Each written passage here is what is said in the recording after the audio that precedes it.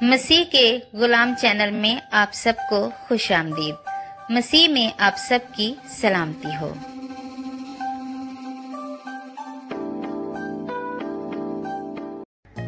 عزیزو، آج ہم جانیں گے نبوکت نظر بادشاہ کے بارے میں۔ نبوکت نظر بادشاہ بابل کا بہت ہی طاقتور بادشاہ تھا۔ اس کا نام بائبل کی کتاب دانیل میں کئی بار آیا ہے۔ نبوکت نظر نے بابل کی سلطنت کو بہت بڑا اور شاندار بنایا۔ اس نے عظیم شہر بابل کو بنایا، جس میں لٹکتے ہوئے باغات دنیا کے 7 عجائب میں مانے جاتے ہیں۔ ان باغات کو نبوکت نظر نے اپنی بیوی ایٹمس کے لیے بنوایا۔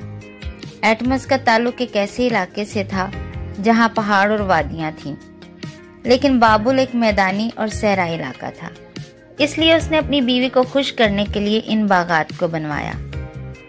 دانیل کی کتاب میں نبوکت نظر بادشاہ کا ذکر بہت ہی تفصیل سے آیا ہے۔ آئیے جانتے ہیں کس طرح اس نے یروشلم پر حملہ کیا اور لوگوں کو اسیر کیا۔ جب نبوکت نظر بادشاہ بنا تو اس نے اسرائیل کے شہر یروشلم پر کئی بار حملے کیے۔ اس نے وہاں کے لوگوں کو قید کر کے بابل پہنچایا۔ ان قیدیوں میں دانیل اور اس کے 3 دوست صدرک، میشک اور عبدنغو بھی شامل تھے۔ پھر نبوکت نظر بادشاہ نے خواجہ سراؤں کے سردار اسپنیز کو حکم دیا کہ بادشاہ کی نسل اور شرفا میں سے لوگوں کو حاضر کریں اور وہ خوبصورت اور دانشور اور صاحب فہم ہوں، تاکہ وہ شاہی قصر میں کھڑے رہیں۔ خواجہ سراؤں کے سردار نے دانیل، صدرک، میشک اور عبدنغو کا نام دیا۔ نبوکت نظر نے ان نوجوانوں کو اپنے محل میں خدمت کی تربیت دینے کا منصوبہ بنایا۔ یہ تربیت 3 سال کی تھی۔ بادشاہ چاہتا تھا کہ تربیت کے دوران ان کو مرغن خوراک اور مے دی جائے، اور وہ خود اور اس کا خاندان بھی یہی استعمال کرتا تھا۔ لیکن نوجوان دانیل نے خواجہ سراؤں کے سردار سے کہا کہ بادشاہ کی میز سے مرغن چیزیں نہیں کھانا چاہتا۔ اسپنیز دانیل کی بات سن کر پریشان ہوا۔ اس نے دانیل کو بتایا کہ یہ بادشاہ کا فیصلہ ہے کہ تم کیا کھاؤ گے اور کیا پیو گے۔ اگر تم صحت مند دکھائی نہ دیے تو بادشاہ مجھے ہلاک کر دے گا۔ دانیل نے اسپنیز سے کہا کہ وہ 10 دن تک انہیں ساگ پات اور سادہ پانی دے، اور پھر ان کا موازنہ ان نوجوانوں سے کرے جو شاہی خوراک کھا رہے ہیں۔ نگہبان راضی ہو گیا، اور جب 10 دن گزر گئے تو دانیل اور اس کے 3 دوست دوسرے ان نوجوانوں سے زیادہ صحت مند نظر آ رہے تھے، اس لیے نگہبان نے شاہی خوراک کی بجائے انہیں ساگ پات دینے کی اجازت دے دی۔ 3 سال بعد سارے نوجوان بادشاہ کے حضور پیش کیے گئے، اور دانیل اور اس کے 3 دوست باقی سارے نوجوانوں سے زیادہ ہونہار اور زیادہ عقل مند تھے، اس لیے بادشاہ نے انہیں اپنی مدد کے لیے محل میں رکھ لیا۔ نبوکت نظر بادشاہ نے اپنی سلطنت کے دوسرے سال ایسے خواب دیکھے جن سے وہ گھبرا گیا اور اس کی نیند جاتی رہی۔ بادشاہ نے تمام فالگروں، نجومیوں، جادوگروں اور قصیدیوں کو اپنے حضور بلایا اور انہیں حکم دیا کہ وہ اسے اس کا خواب بھی بتائیں اور اس کی تعبیر بھی بتائیں۔ ان تمام لوگوں نے کہا، اگر بادشاہ ہمیں خواب نہیں بتائے گا تو ہم تعبیر کیسے بتائیں؟ اس پر بادشاہ غصے میں آ گیا اور اس نے سب کو قتل کرانے کا حکم دیا۔ جب دانیل کو پتہ چلا تو اس نے جلوداروں کے سردار یوئک سے پوچھا کہ بادشاہ نے اتنا سخت حکم کیوں دیا ہے؟ تو جلوداروں کے سردار نے دانیل کو سب کچھ بتایا۔ تو دانیل بادشاہ کے حضور گیا اور عرض کی کہ بادشاہ ان حکیموں کو ہلاک نہ کروائے۔ پھر دانیل نے بادشاہ سے مہلت مانگی اور اس سے کہا کہ وہ اسے اس کا خواب اور اس کی تعبیر ضرور بتائے گا۔ پھر دانیل رات کو دعا کرنے بیٹھا تو خدا نے خواب کے سارے راز دانیل پر کھول دیے۔ دانیل صبح جلوداروں کے سردار کے پاس گیا تو سردار اسے بادشاہ کے حضور لے گیا۔ دانیل بادشاہ کے حضور پہنچ کر اسے خواب اور اس کی تعبیر بتانے لگا۔ بادشاہ کا خواب جو دانیل نے اسے بتایا وہ یہ تھا۔ دانیل نے بادشاہ سے کہا کہ بادشاہ نے ایک بڑا بت دیکھا ہے، اس کا سر سونے کا ہے، سینہ اور بازو چاندی کے ہیں، पेट और रानी पीतल की, टांगे लोहे की और पांव लोहे और मट्टी के मिले जुले थे। फिर एक बड़ा पत्थर आया और उसने उस बुत को तोड़ दिया। फिर दानियेल ने बादशाह से उस ख्वाब की ताबीर बताई। वो ये थी। दानियेल ने बादशाह से कहा कि ए बादशाह, जहाँ कहीं बनी आदम सकूनत करे और उसके मैदानों के चरिंदे और हवा के परिंदे सब तेरे हवाले कर दिए गए हैं, तू उन पर हाकिम बना।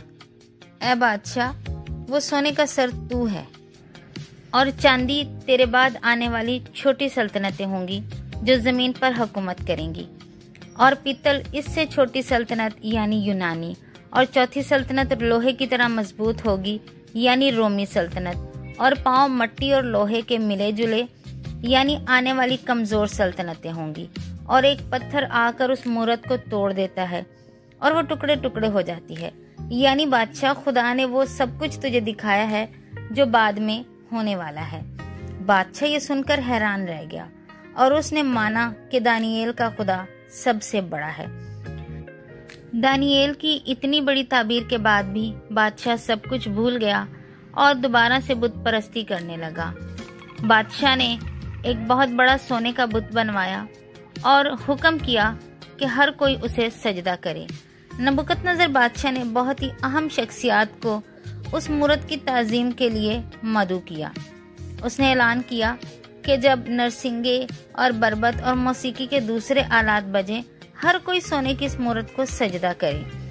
हर कोई वहां पर जमा था। जब नरसिंगे और बरबत और मौसीकी के दूसरे आलात बजे तो सब ने उस मूर्ति को सजदा किया, लेकिन सदरक, मीसक और अब्दनगो ने सजदा नहीं किया। जब बादशाह को पता चला तो बादशाह को बहुत गुस्सा आया।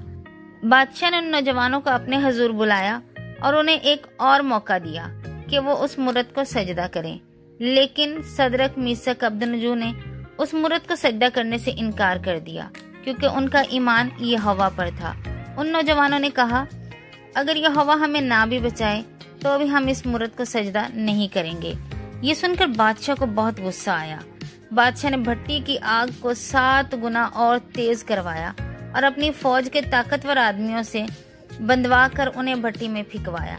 भट्टी इस कदर गर्म थी कि वो आदमी आग के शोलों से जलकर हलाक हो गए। फिर बादशाह ने भट्टी की तरफ नजर की और बहुत डर गया। बादशाह ने अपने नौकर से कहा, क्या हमने 3 आदमियों को बांधकर जलती भट्टी में नहीं फेंका था? नौकर ने जवाब दिया, जी हजूर। बादशाह ने कहा, मगर मैं तो 4 को चलते फिरते देखता हूँ और चौथे की शक्ल अलाज़ादे की सी है और वो बंधे हुए भी नहीं है। फिर बादशाह भट्टी के दरवाजे के करीब गया और पुकार कर कहा, सदरक, मीसक, अब्दनगो, बाहर आ जाओ। जब वो बाहर आए तो बादशाह ने सदरक, मीसक, अब्दनगो के खुदा की हम्द की और कहा, इन तीनों का खुदा मुबारक हो जिसने अपना फरिश्ता भेजकर अपने बंदों को रिहाई दी। उन्होंने बादशाह के हुक्म को टाल दिया और अपने बंदों को निस्सार किया और अपने खुदा के सिवा किसी दूसरे की परस्तिश नहीं की। बादशाह ने हुक्म किया कि जो कोई भी सदरक, मीसक और अब्दनगो के खुदा के हक में कोई नामुनासिब बात करे, उसके टुकड़े टुकड़े कर दिए जाएं। कुछ अरसे बाद बादशाह ने फिर से एक ख्वाब देखा। फिर से बादशाह ने नजूमियों, फालगिरों और कसीदियों को बुलवाया, लेकिन कोई भी ख्वाब की ताबीर ना बता सका। आखिरकार दानियेल सामने आया। बादशाह ने दानियेल को अपना ख्वाब बताया। बादशाह ने जो ख्वाब देखा था वो कुछ यूं था। बादशाह ने कहा, एक दरख्त जो बड़ा मजबूत है और उसकी चोटी आसमान तक पहुंची है। उसके पत्ते खुशनुमा थे और उस दरख्त में खुराक की कोई कमी ना थी।